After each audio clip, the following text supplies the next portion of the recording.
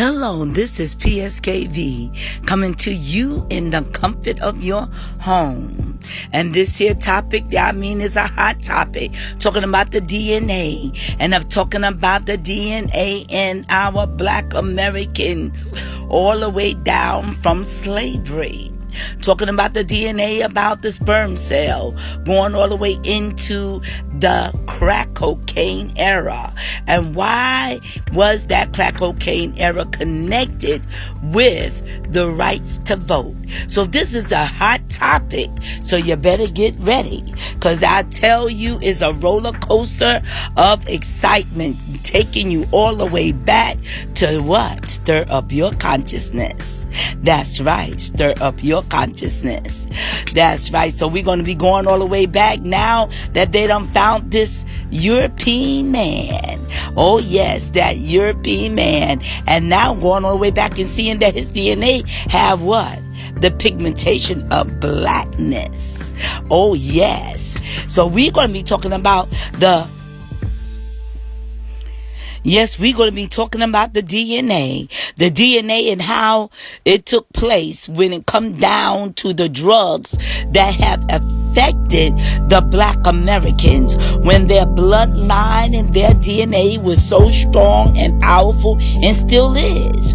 But unfortunately, we have to say that crack cocaine and the drugs have came in to try to affect the DNA. So that where we come in and talking about the Margaret Sanger Planned Parenthood. So while they was doing the Planned Parenthood, drugs was affecting the what? The alignment of the black man inside of the community with crack cocaine. Crack cocaine was also developed by also chemicals and different kinds of elements that was put together, and now you smoke this substance and it goes directly into your bloodstream, not recognizing that this is also alternating your DNA. So many children came out of the womb born with the addiction of crack cocaine. Now that tells you, if a child was born with the addiction of crack cocaine, you know that it have alternated the DNA. So this was right now telling you why drugs was now put inside of certain communities, especially the black communities, that they was affected by crack cocaine, and it became an epidemic. That's right, an epidemic. So right then and there, we can see our, black culture that goes all the way back from slavery and showing the strong DNA of the bloodline, that even the DNA of the black bloodline have shown even fighting off certain diseases. So we have to look at this very closely. If you have a strong black backbone, and back in the days, you coming from that era during the time of slavery, and here it was that black man, that black woman could get out there and work in fields and cotton fields, tobaccos, and all of this stuff now. And when they was doing this here, guess what? They wasn't getting sick. They wasn't getting sick. And now any little thing can flare up and can affect the body of a black man or a black woman, when we know that the DNA is very strong. All right. So that is where we have to come back and start looking at the seriousness of the drugs. And also, when one drug done faded out, crack cocaine fades out, heroin fades out, a new drug always come in and try to replicate and take the place.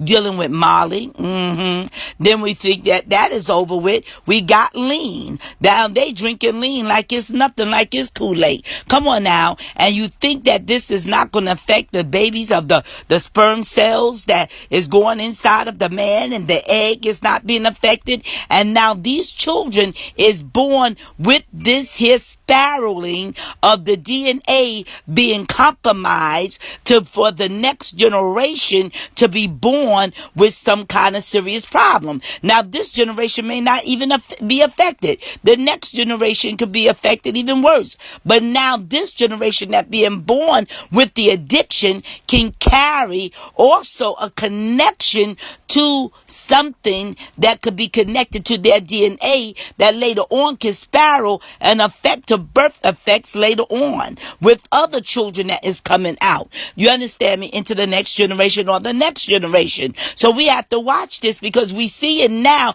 What the DNA now is so important, which they understanding it more closely, that the black pigmentation of the black man is so strong, so dominant. But look here what is taking place. The drug epidemic of the era of when it came out in the 60s of dealing with Vietnam War, not just Vietnam, but World War II. And guess what? World War II and Vietnam War was only 10 years apart. Because World War I started in 1945 and Vietnam War started in 1955. That's only 10 years apart. So that means father, son, and still those that even probably fought in World War II could have still went into the war of Vietnam War. It was a continuation. One came home, and the son could be going in. Father be coming home and the son be going in. That's how deep it was with the World War II and Vietnam War. So now, listen out. This is me talking to you, getting you stirred up. That's right. Giving you that little bit of that ebonics. But getting you strong to tell you, let me tell you, listen to this broadcast. Because PSKV coming to you live, giving it to you straight. All right, now, pay attention. You're going to learn something. And it probably will wake up your consciousness. Yes, wake up your consciousness. Because I tell you, little babies, my sweet darlings, I tell you, you need to wake it up. Because I tell you, your bloodline is rich like gold. And I tell you, it's time to wake up to know that your DNA is so important. And you don't need all of this drugs and this pollution all up into your body. And if it wasn't important, why is they talking about organic food? Because they don't want nothing to alternate their DNA, but yet you left behind where your children can come out the generation later of what you did this generation. All right, now, come on now. Let us be responsible. Let us be real about the situation. Okay? This is our legacy to pass over to the next generation. Okay, now listen to this broadcast and listen good.